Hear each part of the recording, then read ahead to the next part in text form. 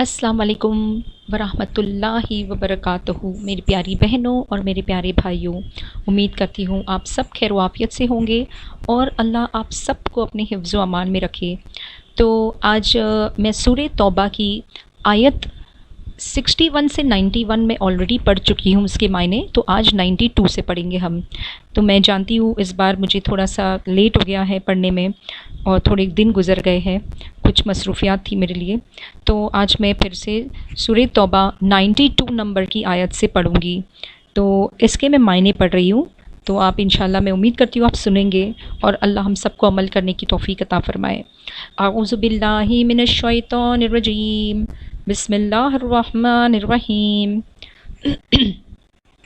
اور نہ ان لوگوں پر کوئی گناہ ہے جن کا حال یہ ہے کہ جب وہ تمہارے پاس اس غرض سے آئے کہ تم انہیں کوئی سواری مہیا کر دو، اور تم نے کہا کہ میرے پاس تو کوئی ایسی چیز نہیں ہے جس پر میں تمہیں سوار کر سکوں، تو وہ اس حالت میں واپس گئے کہ ان کی آنکھیں آنسوؤں سے بہہ رہی تھی کہ ان کے پاس خرچ کرنے کو کچھ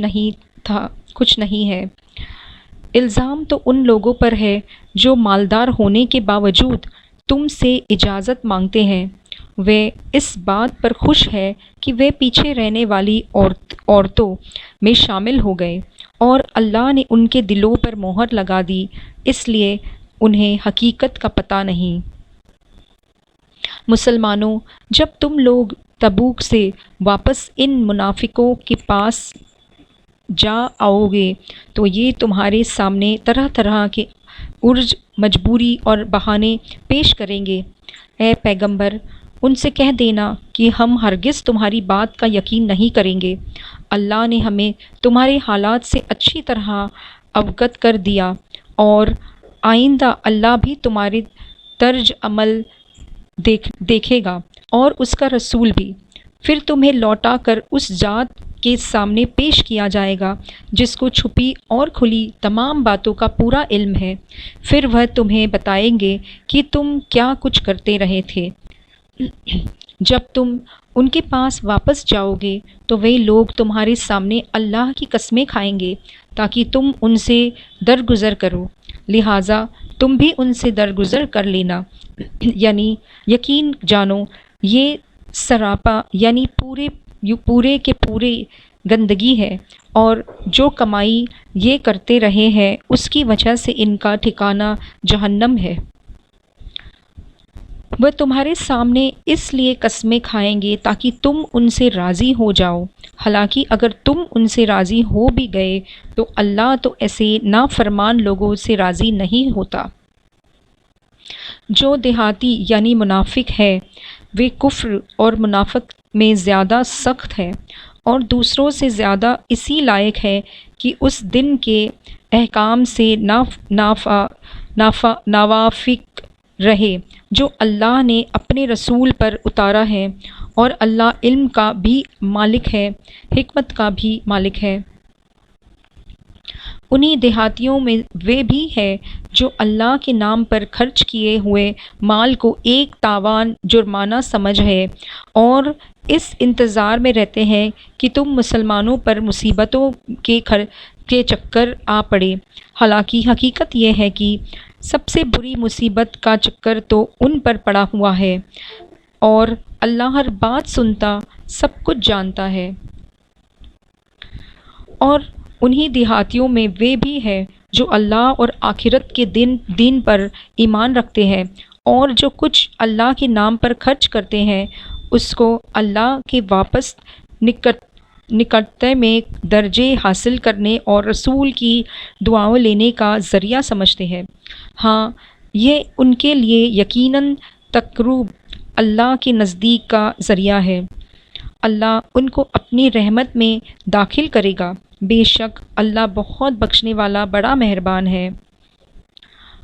اور مہاجرین اور انصار میں سے جو لوگ پہلے ایمان لائے اور جنہوں نے نیکی کے ساتھ ان کی پیروی کی، اللہ ان سب سے راضی ہو گیا اور وہ اس سے راضی ہے، اور اللہ نے ان کے لیے ایسے باغات تیار کر رکھے ہیں جن کے نیچے نہریں بہتی ہیں، جن میں سے ہمیشہ ہمیشہ رہیں گے۔ یہ بڑی زبردست کامیابی ہے۔ اور تمہارے ارد گرد آس پاس جو دیہاتی ہے ان میں بھی منافق لوگ موجود ہیں، اور مدینہ کے رہنے والوں میں بھی یہ لوگ منافقت میں اتنے ماہر ہو گئے ہیں کہ تم انہیں نہیں جانتے، انہیں ہم جانتے ہیں۔ ان کو ہم دونوں مرتبہ سزا دیں گے، پھر ان کو ایک زبردست عذاب کی طرف ڈھکیل دیا جائے گا۔ اور کچھ لوگ وہ ہیں جنہوں نے اپنی کوتاہیوں کا اعتراف کر لیا، یعنی اپنی غلطی کو سویکار کر لیا۔ انہوں نے ملے جلے عمل کیے ہیں، کچھ نیک کام اور کچھ برے۔ امید ہے کہ اللہ ان کی توبہ قبول کر لے گا، یقیناً اللہ بہت بخشنے والا بڑا مہربان ہے۔ اے پیغمبر، ان لوگوں کے مالوں میں سے صدقہ وصول کر لو جس کے ذریعے تم انہیں پاک کر دے گے، اور ان کے لیے برکت کا ذریعہ بنے گا، اور ان کے لیے دعائیں کرو، یقیناً تمہاری دعا ان کے لیے پوری طرح دل کا سکون اور تسلی ہے، اور اللہ ہر بات سنتا، سب کچھ جانتا ہے۔ کیا ان کو یہ معلوم نہیں کہ اللہ ہی ہے جو اپنے بندوں کی توبہ بھی قبول کرتا ہے اور صدقے بھی قبول کرتا ہے، اور یہ کہ اللہ بہت معاف کرنے والا بڑا مہربان ہے۔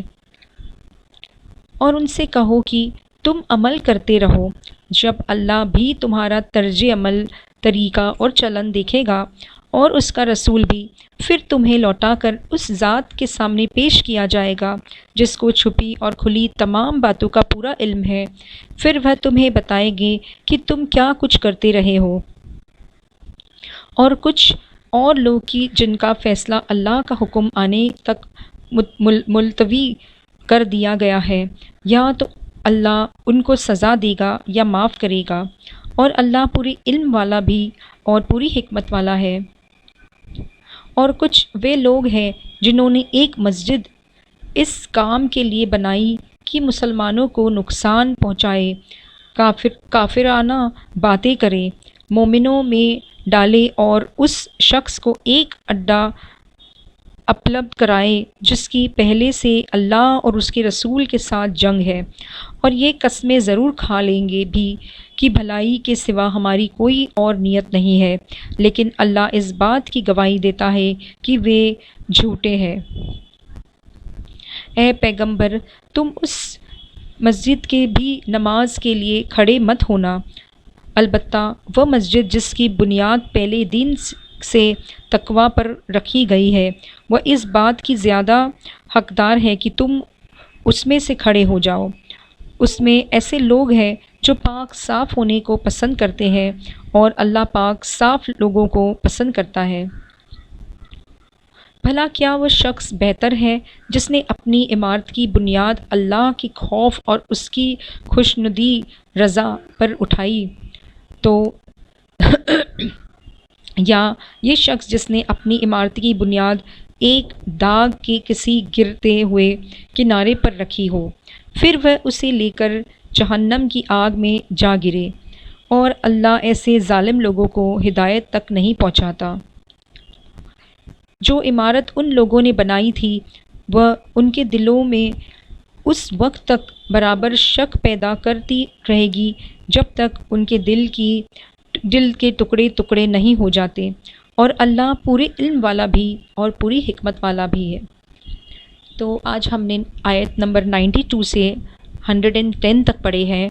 اور سورہ توبہ کی یہ آیت ہے۔ تو اس میں اللہ تعالیٰ نے منافقوں کے بارے میں اور جو لوگ ایمان رکھتے ہیں ان کے بارے میں بتایا ہے کہ جو منافق ہوتے ہیں وہ کس طرح اللہ کی بھی جھوٹی قسم کھا کے کہیں گے کہ ہم تو بھلائی کے کام کر رہے ہیں، جبکہ ان کے ارادوں میں کوئی بھلائی نہیں ہوتی ہے۔ تو یہ سورہ توبہ کی آیت ہے۔ تو ایسے لوگوں سے بچ کے رہنا چاہیے جو ہمیں کچھ بولیں گے منہ پر کچھ اور پیچھے کارنامے کچھ اور کریں گے۔ تو اس طرح کے لوگ ہمیں دنیا میں ہمیشہ ملتے ہیں، لیکن ہمیں ایمان کی دولت اللہ سے مانگنی چاہیے کہ اللہ تو ہمیں سچائی کے راستے پہ چلا، ایمان کی دولت دے، اور ہمیشہ ہم ثابت قدم رہے، سچ بولیں، جھوٹ نہ بولیں، اور کسی کسی سے بھی جھوٹ نہ بولے، چاہے وہ ایمان لایا ہو یا نہ لایا ہو، تو ہمیں جھوٹ بولنے کا حکم ہے ہی نہیں۔ اس لیے منافقوں سے تو بچیں، لیکن ان جیسی کوئی حرکت بھی نہ کرے۔ تو یہی اللہ کا حکم ہے، اور انشاءاللہ میں امید کرتی ہوں کہ میں آگے بھی پڑھوں گی، اور آپ ضرور سننا، اور ضرور میرے چینل کو بھی سبسکرائب کرنا انشاءاللہ۔ السلام علیکم ورحمۃ اللہ وبرکاتہ۔